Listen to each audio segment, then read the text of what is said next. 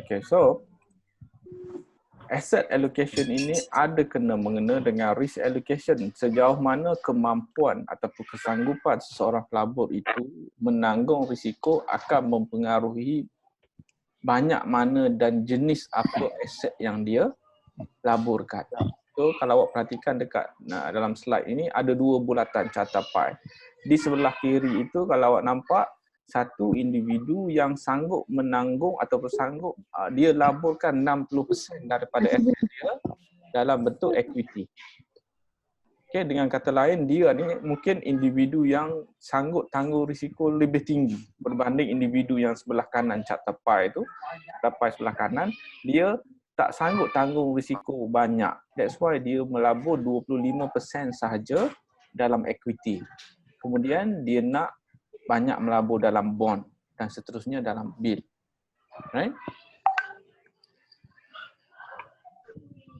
So, yang seterusnya ada cerita pasal security selection. Security selection ini merujuk kepada macam mana awak nak pilih syarikat untuk awak melabur. Okay? Akan ada satu chapter membincangkan tentang security selection. Tetapi saya bagi ringkasannya adalah security selection ini merujuk kepada macam mana awak nak tengok. Dia ada dua kaedah untuk kita memilih syarikat ini. Yang di depan dalam slide ini dia cerita pasal bottom up investment ataupun top down investment. Bottom up daripada bawah ke atas, daripada atas ke bawah. Kalau saya boleh lukis, dia bentuknya, okay, dia ada bentuk lebih kurang macam ini satu. Dan satu lagi dia bentuk macam ini. So, lukisan saya tak apa cantik ya. So ini adalah daripada bottom up. Maknanya kalau kita ikut ini, maknanya kita akan pilih banyak syarikat dulu. Kita pilih banyak syarikat, seterusnya barulah kita narrow down kepada satu. Itu bottom up. Ini namanya adalah top down. Kita start daripada atas, kita pilih banyak dulu, lepas tu kita narrow down, pilih kepada satu. Okay? Dia merujuk kepada kita tengok syarikat, yang bawah ini syarikat,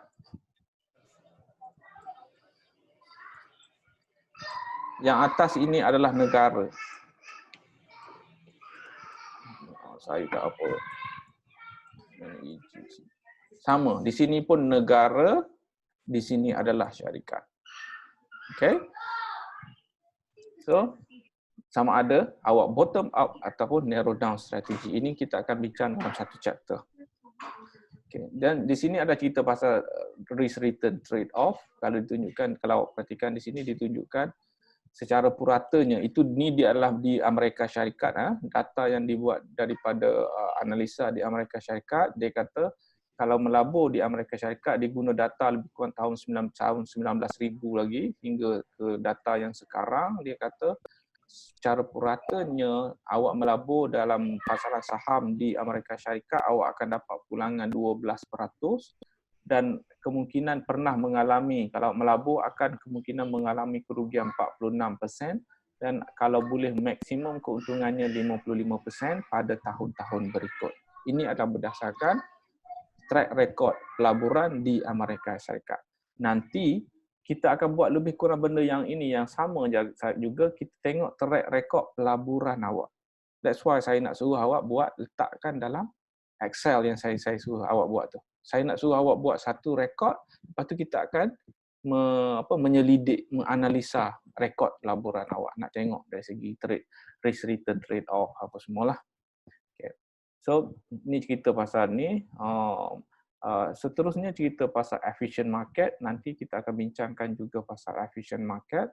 Efficient market merujuk kepada sejauh mana maklumat dalam satu pasaran itu bergerak cepat daripada tempat berlakunya maklumat itu ke pelabur. Itu merujuk kepada kecekapan pasaran. Okay? Kalau kita katakan kecekapan kereta, kita kata kereta tu cekap kalau dia guna minyak sikit boleh pergi jalan jauh. Betul tak?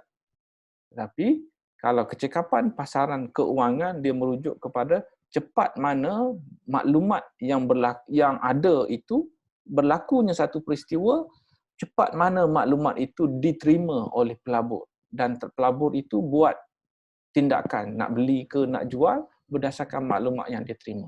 So, secepat mana berlaku kata aliran maklumat itu akan menentukan pasaran itu cekap ataupun tidak cekap. Ini juga ada satu chapter nanti kita discuss. Okay. Dan kalau awak melabur dalam pasaran saham, ada dua strategi. Dua strategi yang diguna pakai dalam kita melabur pasaran saham. Normally biasanya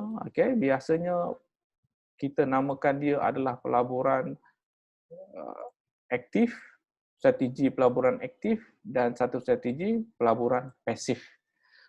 Pelaburan saham strategi aktif ini merujuk kepada awak secara aktif mencari saham yang orang kata rendah daripada, harganya lebih rendah daripada sepatutnya dan dia mempunyai potensi untuk naik. Itu merujuk kepada active management. Satu lagi adalah passive management, merujuk kepada awak cari dan awak beli, awak pegang dia sampai satu tempohnya ke masa yang lama. Tapi untuk berbanding dengan untuk active management, awak beli, kemudian pegang beberapa waktu, awak jual. Dan ini yang awak buat. Ini yang saya suruh awak buat di dalam bursa marketplace. Saya nak suruh awak buat active management investment. Bukannya awak kata passive management. Tak, saya tak nak awak jadi passive manager. Jangan bagi alasan, okey saya mengamalkan strategi pasif. Tak, saya nak suruh awak active management investment. Beli jual, beli jual. Doktor, ya. Kalau kita nak aktif, saya rasa kekerapan trade tu jadi makin tinggi dengan 100 kali trade tu rasa That is macam tak cukup. enough. Cukup dah. Ha. Sebab kalau dia passive management, mungkin awak sekali sebulan je awak beli jual. Ataupun awak beli, awak pegang, tak jual-jual. Juga itu juga adalah passive. 100 itu boleh dianggap sebagai aktif. Okay? Yep. So, bila awak mengamalkan active management, maka benda yang antara penting adalah awak kena market timing.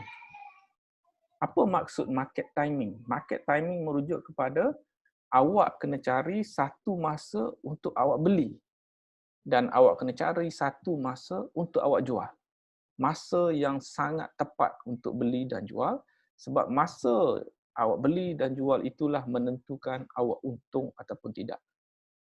Walaupun kaunter tu bagus, kalau awak salah masuk, awak akan mengalami kerugian. Saya rasa ada dah orang dah. Kan? Dia rasa company-company bagus, dia beli. Beli masa tengah mahal. Tak boleh, dia mengalami kerugian. So, disebabkan inilah, maka saya akan cover satu benda dalam chapter 9 yang diberi nama sebagai technical analysis. Okay, saya akan ajar awak technical analysis dalam chapter 9 untuk awak guna pakai dalam menentukan bila masa awak kena masuk untuk jual beli saham.